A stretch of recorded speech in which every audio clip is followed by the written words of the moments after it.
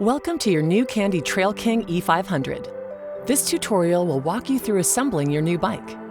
Before assembling or using the bike, read the manual thoroughly to ensure safe operation.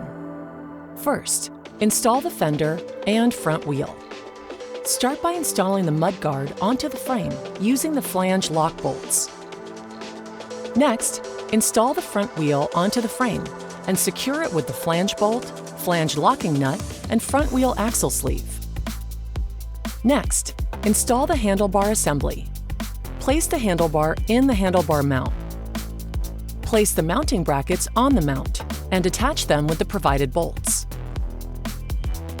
Next, install the front headlight. Place the headlight with its bracket onto the fork. Push the provided bolt and flange nuts through the hole on the base and tighten. Install the side stand and power off switch. Install the side stand on the frame using the provided fixing bolt. Ensure the power off switch is oriented as shown when installing. Attach the power off switch to the side stand and secure it with the large Phillips screw.